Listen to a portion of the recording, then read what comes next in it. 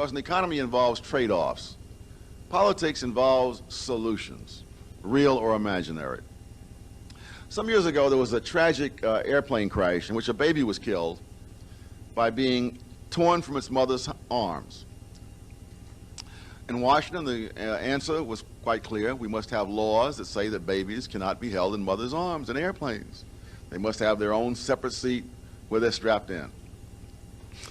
Fortunately or unfortunately, a couple of economists got hold of this, and they figured out what would be the probable result of such a law.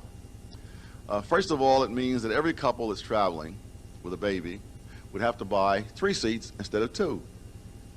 And therefore, they would have 50% higher costs of transportation. Now, since to ordinary people in the real world, as distinguished from Washington, money matters. And therefore, some of those people would not fly. Some would take alternative transportation on the ground, almost all of which has a higher fatality rate than airplanes.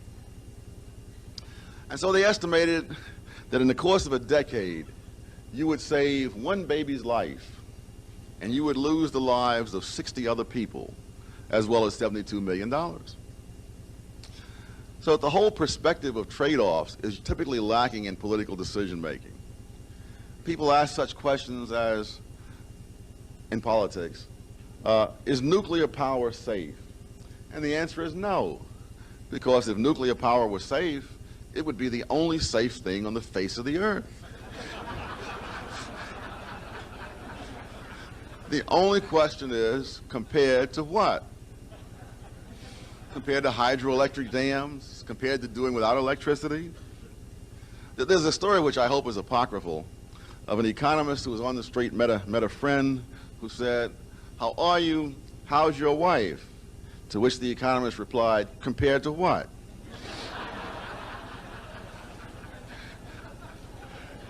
So looking at nuclear power in this way, it is far safer than any alternative method of producing electricity.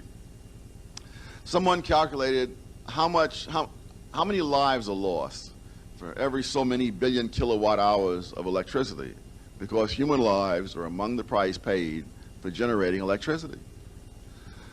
And having calculated this, they asked how many lives would be lost generating the amount of electricity that would have been generated by 3 Mile Island during the time that it was shut down. And the answer was 52 lives. No lives were lost at 3 Mile Island, even during the, quote, disaster, unquote. 2 people were killed on the highway trying to get away from 3 Mile Island.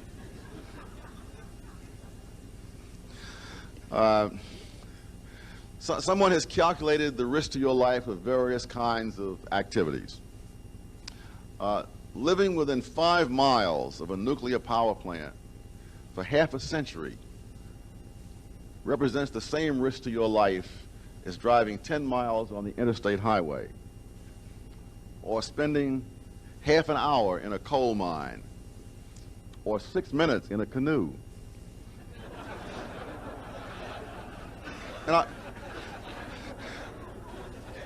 And I think of all the environmentalists in their canoes worrying about nuclear power plants.